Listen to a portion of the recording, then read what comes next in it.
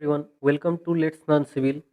Today we will discuss about the most important questions asked in loksewa or we say PSC exam. Lok Sewa इक्जाममा चाहिँ सबसे बढी सोधिरहने क्वेसनहरू जुन चाहिँ सर्भेइङबाट स्टेडिया टेक्योमेट्रीको चाहिँ हामी म्याक्सिमम लिन्छौँ र त्यो बाहेक चाहिँ अरू पनि टपिक्सहरूबाट चाहिँ हामी लिन्छौँ सर्भेइङको। अब एक नम्बर क्वेसनमा दिएको छ हाम्रो the stadia hairs are not use in following. Number A movable hair method, number B fixed hair method, number C tangential hair method, number D option हाम्रो रहेको छ सबटेन्स हेयर मेथड। अब यसमा चाहिँ हामी फटाफट टिक्लौँ कुन चाहिँ हुन्छ। हामीलाई के थाहा छ भन्दाखेरि अब यो जुन अप्सन जुन छ नि यसको बारेमा चाहिँ हामी चर्चा गर्छौँ। मूवेबल हेयर मेथडमा चाहिँ हामीलाई के थाहा छ भन्दाखेरि हेयरलाई चाहिँ मुभ गराइन्छ हैन, एउटा सर्टेन डिस्टेन्समा। फिक्स्ड हेयर मेथडमा चाहिँ के हुन्छ भन्दाखेरि हेयरलाई फिक्स्ड गरेको हुन्छ र मुभेबल हेयर मेथडकै नाम के हो भन्दाखेरि सबटेन्स हेयर मेथड हो। त्यस कारणले हाम्रो सही अप्सन के हुन जान्छ भन्दाखेरि अप्सन हाम्रो सही के हुन जान्छ option number C tangential hair method. The stadia hairs are not used in the following. Tangential hair मेथडमा चाहिँ युज गरिँदैन। त्यसै गरी हाम्रो नेक्स्ट क्वेसन के रहेको छ भन्दाखेरि subtense bar is an instrument used for measurement of horizontal distance in. Subtense bar जुन हुन्छ त्यो चाहिँ एउटा इन्स्ट्रुमेन्ट हो जुन चाहिँ केमा युज हुन्छ भन्दाखेरि मेजरमेन्ट अफ होराइजन्टल डिस्टेन्स र कस्तो चाहिँ एरियाको चाहिँ होराइजन्टल डिस्टेन्सहरू मेजर गर्दाखेरि चाहिँ हामी युज गर्छौँ त undulated areas A option, B flat areas, C mountains and D all of the above.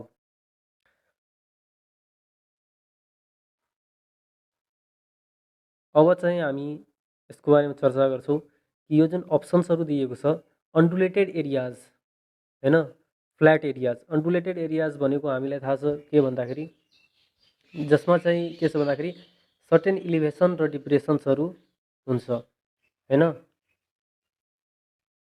त्यस्तो एरियालाई हामी के भन्छौँ भन्दाखेरि अन्डुलेटेड एरिया भन्छौँ।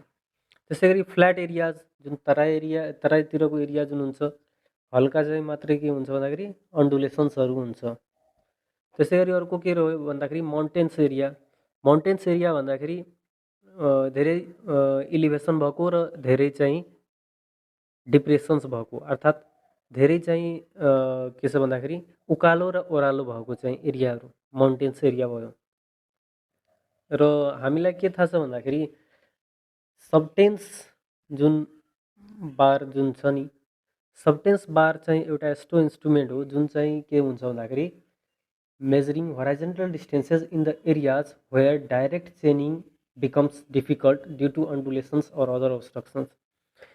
यस्तो चाहिँ बार हो हैन, सबटेन्स बारलाई चाहिँ यसरी डिफाइन गरिन्छ कि यस्तो चाहिँ इन्स्ट्रुमेन्ट हो जो चाहिँ के हुन्छ भन्दाखेरि हामीलाई जुन ठाउँमा चाहिँ डाइरेक्ट चेनिङ गर्न चाहिँ हामीलाई अप्ठ्यारो हुन्छ हैन, यस्तो ठाउँहरू जहाँ चाहिँ हामी चाहिँ राम्ररी चेनिङ गर्न सक्दैनौँ भने त्यस्तो ठाउँमा चाहिँ हामी के गर्छौँ भन्दाखेरि डाइरेक्ट चेनिङ नगरिकन त्यस्तो डिफिकल्ट ठाउँहरू ठाउँहरू जहाँ चाहिँ अब्स्ट्रक्सन्सहरू बढीभन्दा बढी हुन्छ हैन, सबसे बढी चाहिँ अब्स्ट्रक्सन्स हुन्छ र अन्डुलेसन्स हुन्छ त्यस्तो ठाउँमा हामी के गर्छौँ भन्दाखेरि सबटेन्स बार चाहिँ इन्स्ट्रुमेन्टको चाहिँ हामी युज गर्छौँ। त्यस कारणले अप्सन हाम्रो के हुन्छ भन्दाखेरि यसको चाहिँ करेक्ट अप्सन के भयो भन्दाखेरि अन्डुलेटेड एरियाज भनेको अप्सन ए चाहिँ हाम्रो के हो भन्दाखेरि यसको सही उत्तर हो। त्यसै गरी हाम्रो थर्ड क्वेसन रहेको छ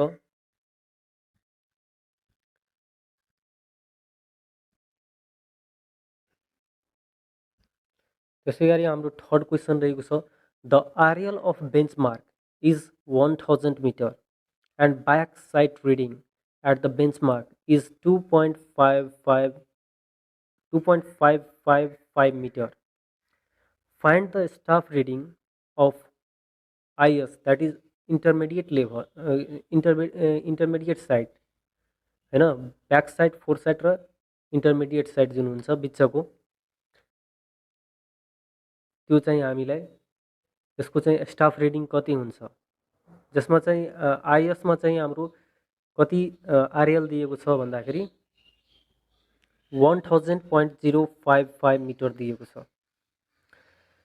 अब हामीलाई के थाहा छ भन्दाखेरि अब यो जुन क्वेसन्समा चाहिँ अप्सन्सहरू हामीलाई दिएको छ 2.555 मिटर, 2.5 मिटर, 3 मिटर र 0.0505 मिटर। र यो क्वेसनलाई चाहिँ हामी सबसे पहिला चाहिँ सोल्भ गरौँ।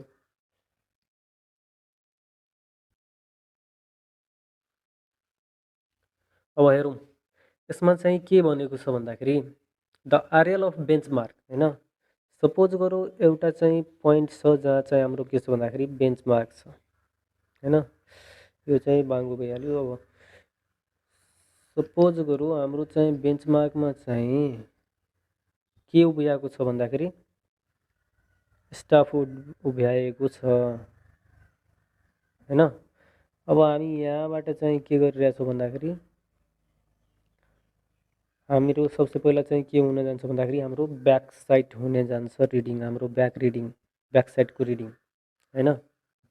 यो बेन्चमार्कमा चाहिँ हाम्रो कति दिएको छ भन्दाखेरि 1000 मिटर र अर्को एउटा चाहिँ आइएस इन्टरमिडिएट साइड चाहिँ बिचमा चाहिँ हामीलाई एउटा दिएको छ होइन, जसको चाहिँ हामीलाई स्टाफ रिडिङ हामीलाई लिनुपर्ने हो, जसको चाहिँ आरएल कति दिएको छ भन्दाखेरि यसको आरएल दिएको छ हाम्रो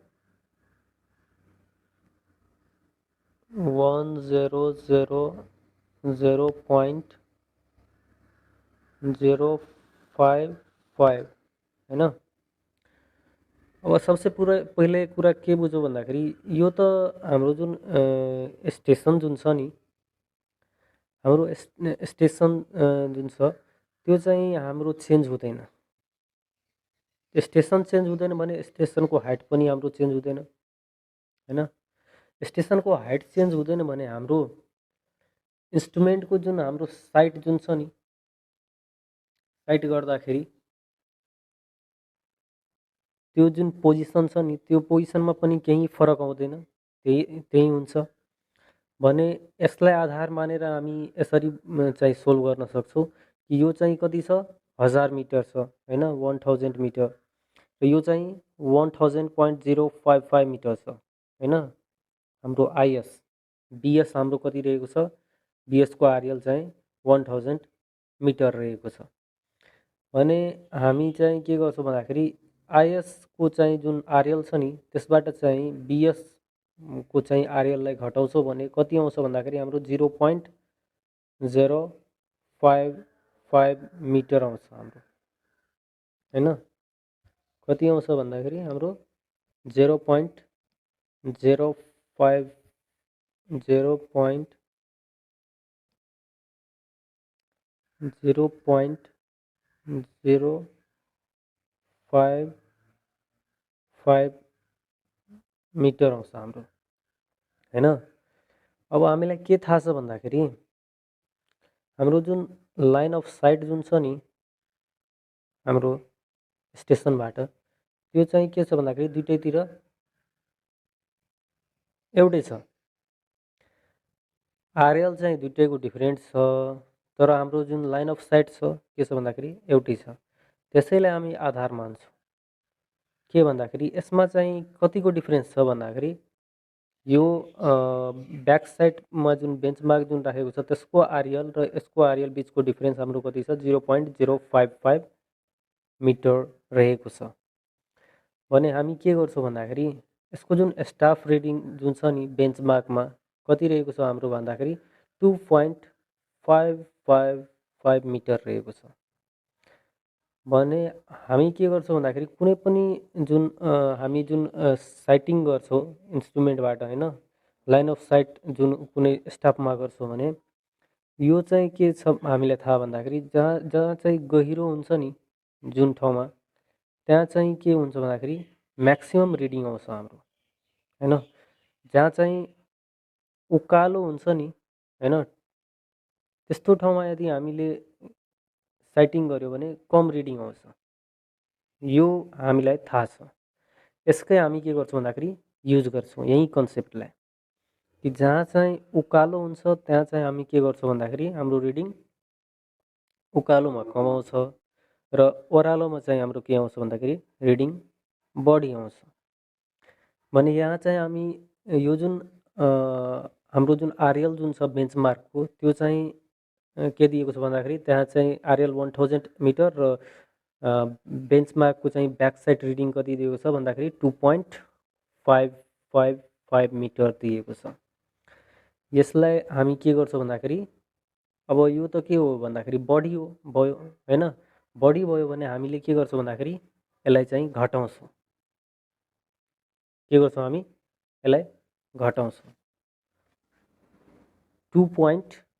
अब हामी घटाउँदाखेरि 2.555 माइनस 0.055 गर्यो भने हाम्रो कति आउँछ 2.500 आउँछ हैन। भनेको मतलब हाम्रो सही उत्तर के भयो भन्दाखेरि बी नम्बर 2.5 मिटर चाहिँ आइएसको चाहिँ रिडिङ स्टाफ रिडिङ हुन्छ। अर्थात् के छ भन्दाखेरि आइएसको चाहिँ रिडिङ कति हुन्छ 2.5 मिटर। यही हाम्रो के हुन्छ भन्दाखेरि हाम्रो एन्सर हुन्छ।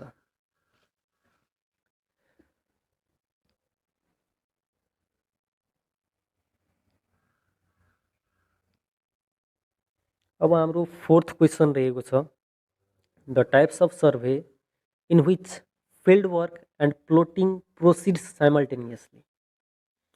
यस्तो चाहिँ टाइप्स अफ सर्वे जुनमा चाहिँ के हुन्छ भन्दाखेरि हाम्रो फिल्ड जुन वर्क गर्छौँ हामी हाम्रो फिल्ड वर्क र प्लोटिङ प्रोसिजर्स हैन, प्लोटिङ चाहिँ गर्ने काम र फिल्ड वर्क गर्ने काम चाहिँ साइमल्टेनियसली हुन्छ, एकैसाथ हुन्छ। हामी रिडिङ लिन्छौँ र त्यसलाई चाहिँ हामी प्लोटिङ पनि गर्छौँ त्यही ठाउँमा।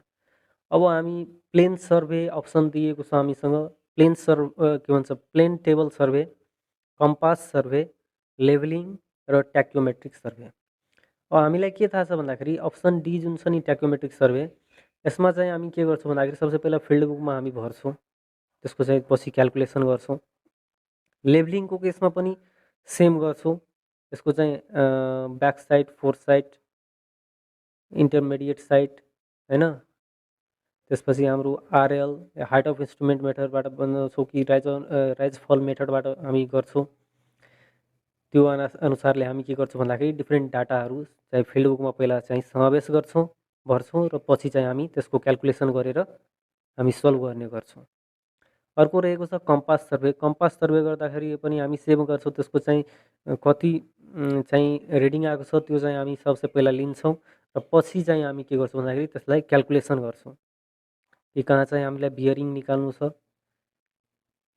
त्यो चाहिँ हामी फोर बियरिङ, ब्याक बियरिङ जति पनि हाम्रो हुन्छ त्यो चाहिँ हामी पछि चाहिँ गर्ने गर्छौँ त्यसको क्यालकुलेसन। र रह्यो कुरा अब अप्सन एमा प्लेन टेबलमा हामी के गर्छौँ भन्दाखेरि प्लेन टेबलमा चाहिँ के गर्छौँ रिडिङ हामी लिन्छौँ र त्यसको चाहिँ त्यही ठाउँमा चाहिँ प्लोटिङ पनि गर्छौँ र डाटा पनि हामी के गर्छौँ भन्दाखेरि त्यसमा पुट गर्छौँ हैन। भने अप्सन हाम्रो ए चाहिँ के हो भन्दाखेरि हाम्रो अप्सन ए चाहिँ करेक्ट हुन्छ। प्लेन टेबल सर्वेमा चाहिँ के हुन्छ भन्दाखेरि साइमल्टेनियसली फिल्ड वर्क एन्ड प्लोटिङ चाहिँ के हुन्छ प्रोसिड्स हुन्छ। अर्को हाम्रो रहेको छ 5th number question. For a tacheometer the additive and multiplying constants are respectively 0 and 0, option A. Option B 0 and 100, option C 100 and 0, option D 100 and 100।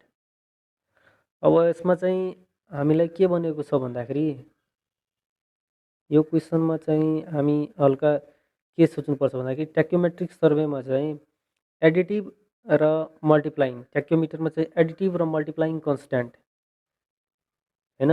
अब यसको अर्डर हेर्ने हो भने 0 एन्ड 0 त हाम्रो अप्सन ए त के छ भन्दाखेरि ट्याक्योमिटरको लागि चाहिँ भेरिफाई हुँदैन हैन, ट्याक्योमेट्रीको लागि भ्यालिडै हुँदैन। त्यसै गरी अब अप्सन बी रह्यो 0 एन्ड 100, त्यसै गरी अप्सन सी 100 एन्ड 0 र अप्सन डी 100 एन्ड 100। अप्सन सीमा चाहिँ र अप्सन बीमा चाहिँ हेर्नुहोस् ठ्याक्कै यसको चाहिँ के छ भन्दाखेरि उल्टा दिएको छ। तर हाम्रो जुन क्वेसन जुन सोधेको छ नि, एडिटिभ कन्स्ट्यान्ट पहिला चाहिँ लेखिदिएको छ र पछि चाहिँ मल्टिप्लाइङ कन्स्ट्यान्ट राखिदिएको छ। त्यस कारणले हामीलाई एडिटिभ कन्स्ट्यान्ट हामी के थाहा छ भन्दाखेरि एफ प्लस डी हैन, हाम्रो के हो भन्दाखेरि एड गरिएको छ, त्यस कारणले चाहिँ के हो भन्दाखेरि एडिटिभ कन्स्ट्यान्ट हो।